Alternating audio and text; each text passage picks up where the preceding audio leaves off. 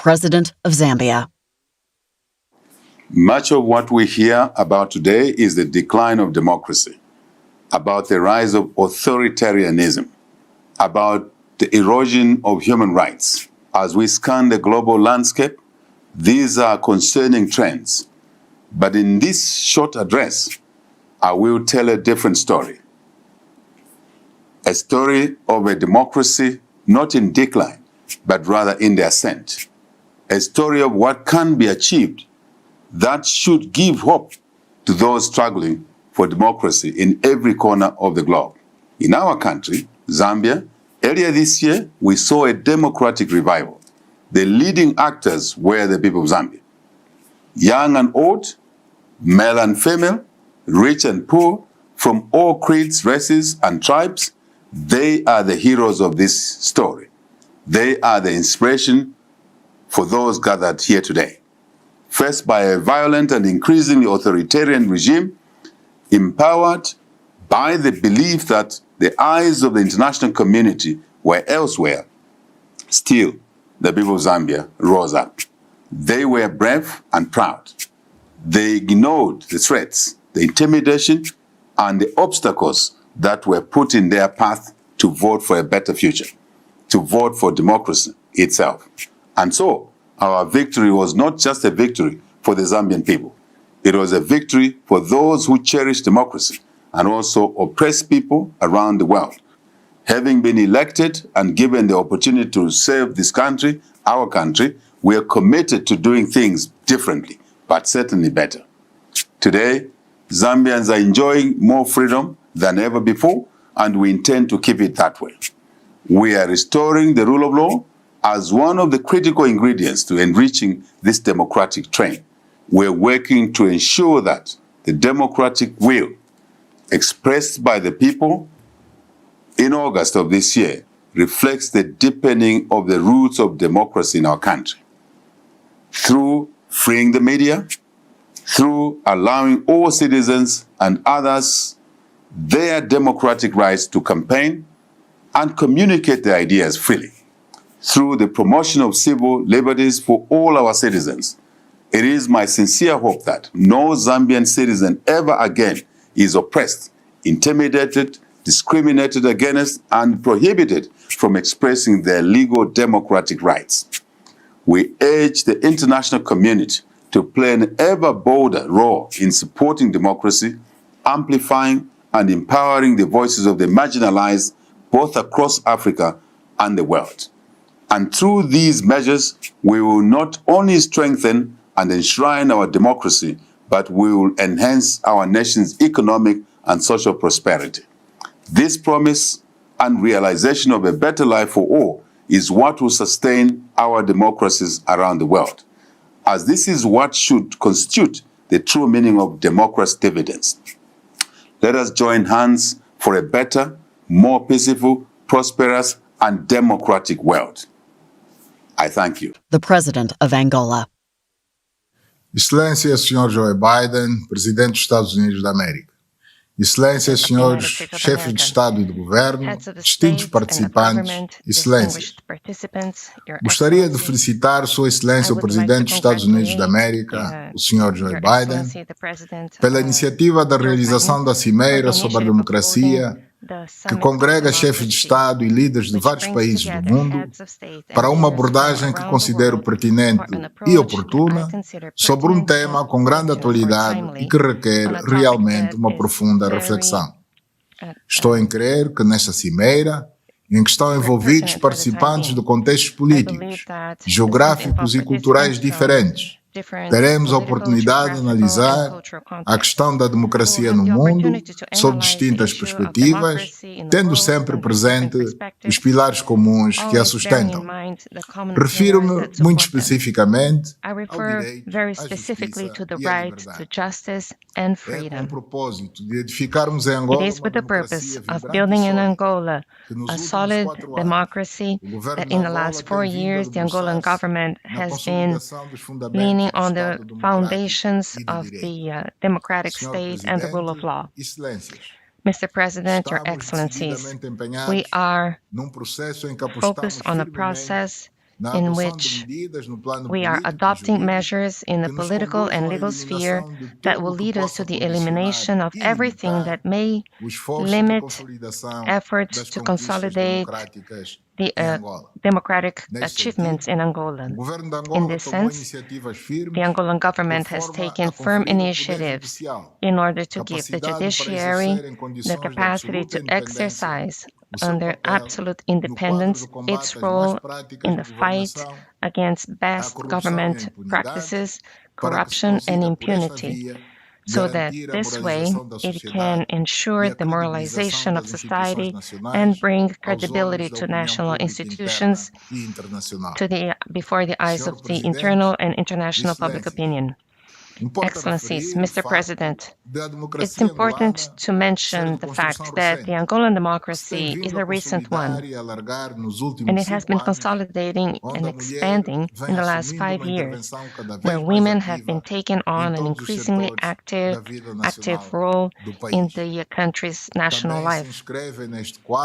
Also inscribed in this framework are the progresses that have been made to promote business activity in the private sector, encourage or foster entrepreneurship, encourage the production of goods and services, promoting the economic diversification to increase exports and foster employment.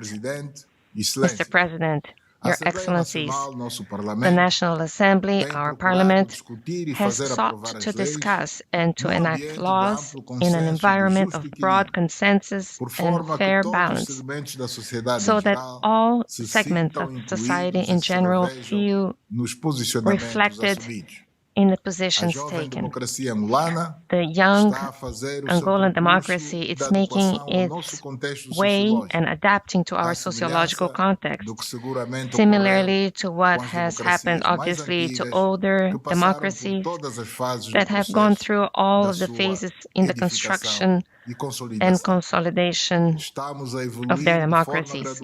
We are evolving gradually, but in a safe and irreversible way, going through the different stages of our democratic process until we reach a level of satisfaction and are able to meet the expectations of our society, which is closer to that of democracies that are today the President of the Democratic Republic of the Congo. Mr. President Joe Biden, heads of state and government, ladies and gentlemen, distinguished guests, thank you for including me in today's discussion. We'll be discussing matters of shared interests to our peoples. This includes democracy, fighting corruption, respect for human rights.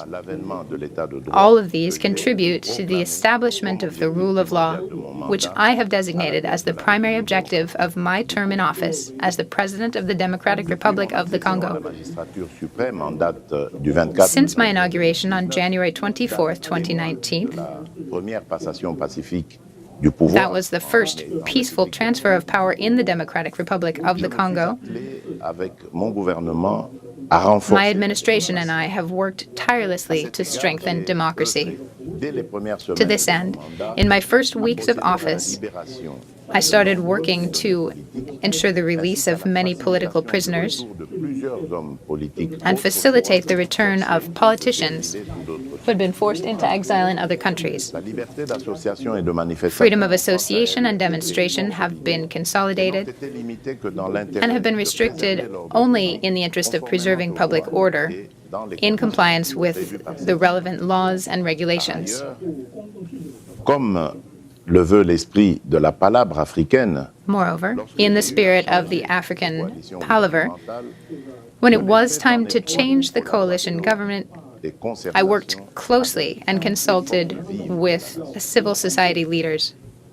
Ce dialogue est devenu quasi permanent avec des segments de la population. This dialogue has become ongoing with certain segments of the population, as is demonstrated by talks with my fellow citizens during my trip to Eastern Congo. Par l'activisme de groupes terroristes. This area has been devastated by the actions of terrorist groups. Cette volonté de renforcer la démocratie et de The rétablir desire to strengthen democracy and restore dialogue with the people was also evident when I had to declare a state of emergency in North Kivu and Ituri. En effet, dans les semaines qui ont précédé la proclamation de cette mesure, In the weeks before declaring the state of emergency, I met on several occasions with the elected leaders of these provinces and also with neighboring countries such as Rwanda and Uganda, même frappé par which itself is under attack by the terrorist group démocratique that calls itself the Allied Democratic Forces, ADF. également dans la partie est de mon pays. This group is also active in the eastern part of my country. Avec les lois du pays, cet état de siège a été In prolongé accordance with Congolese law, the state of emergency was extended several times with the authorization of both chambers of parliament. dans cet exercice de consolidation de la démocratie. Again,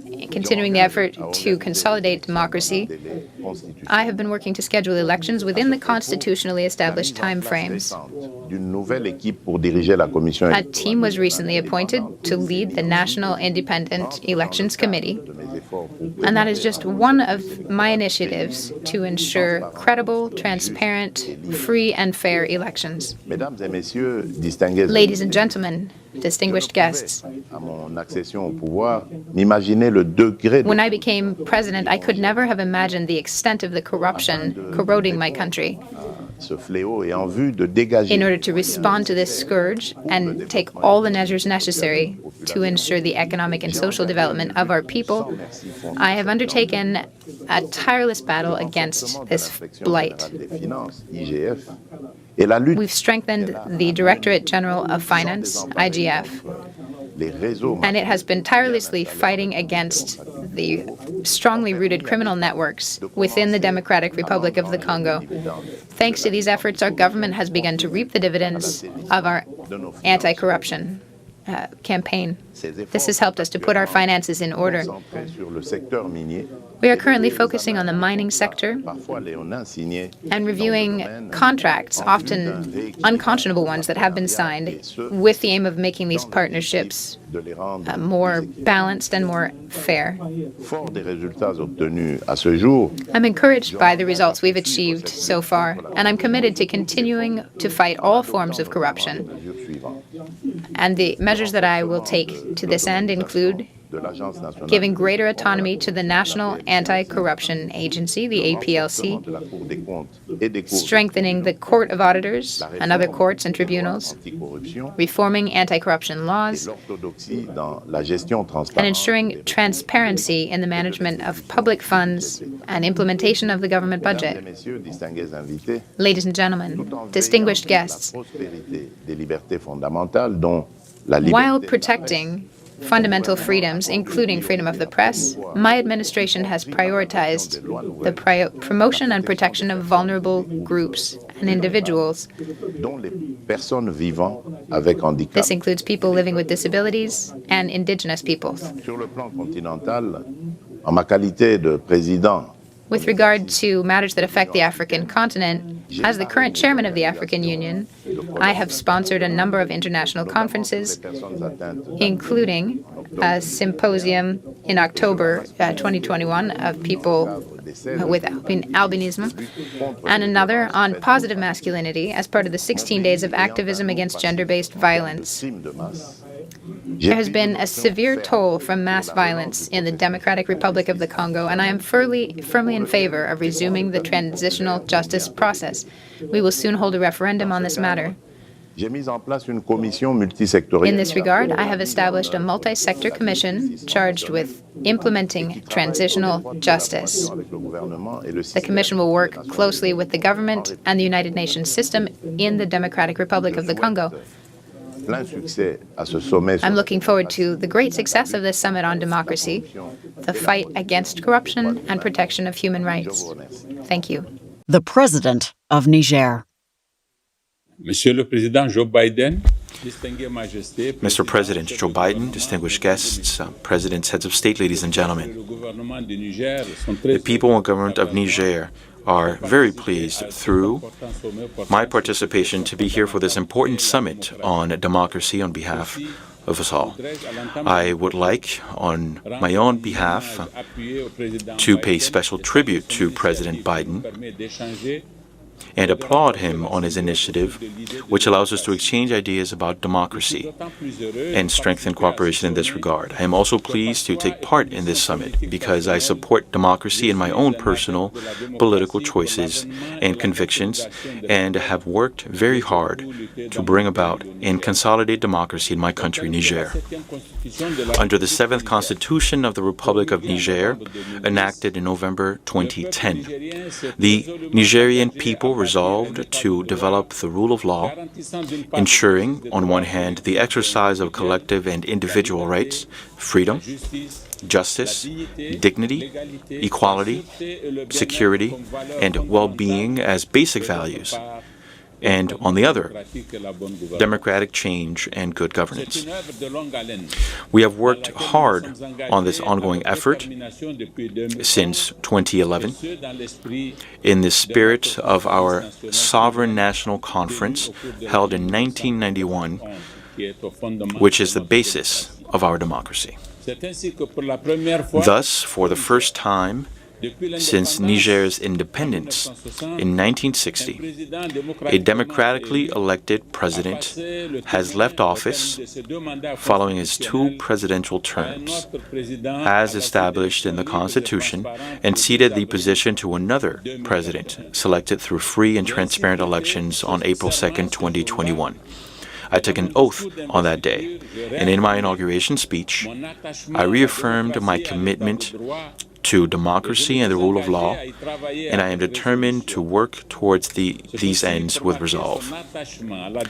Niger has demonstrated its commitment to democracy by ratifying or acceding to pertinent international conventions, such as the African Charter on Democracy, Elections, and Governance, and the African Charter on Human and People's Rights. To ensure freedom of expression and freedom of the press, Niger has also decriminalized media offenses. In response to our people's desire for good governance and the rule of law, the government has taken decisive action to combat corruption and promote democratic values. I would like to take this opportunity to call upon our bilateral and multilateral partners, as well as international NGOs, to support and work with African nations on civic education policies and programs, and on the promotion and consolidation of the rule of law. I am convinced that by consolidating democracy and the rule of law, we can foster a climate of peace and national accord and make significant progressive changes in reaching the sustainable. The President of Senegal. Chers collègues, mesdames, messieurs. Colleagues, ladies and gentlemen, I would like to warmly thank President Joe Biden for kindly inviting us. I applaud his excellent initiative to host this Summit for Democracy. The history of democratic systems is inextricably linked with the history of freedom and fundamental human rights. These are the basic rights that allow people to live, flourish, and freely choose their leaders. It also shows that the exercise of democracy extends beyond principles and texts. It depends first and foremost on the balance between freedom, responsibility, and respect for institutions and public order. This is what makes democratic systems so strong, but at the same time it makes them delicate and vulnerable.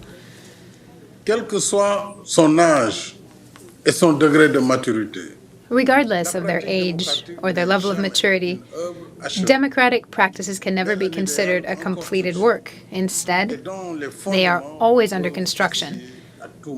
The foundations of democratic practice may be shaken at any time. That means that we must be humble. What we have is more experience to share rather than lessons to teach. Our joint values underpin our acceptance of common ideals. At the same time, we must keep in mind that our historic experiences and our socioeconomic realities can be different. Each democratic system develops at its own pace. So for countries like ours, which are behind in the development process, in the process of economic, social, and cultural rights, these rights are just as much a priority as the exercise of civil and political rights. The trend toward heterogeneous voting shows that preserving democratic systems requires that power is shared between proponents of different ideologies. Power sharing helps to stabilize countries by pacifying the political arena. Ultimately, we have common enemies. They come with different names: populism, radicalism, extremism of all kinds, extreme poverty, social exclusion, and fake news. These are the greatest threats to democratic systems today. These are the threats that we must fight together in solidarity if we hope for our shared ideals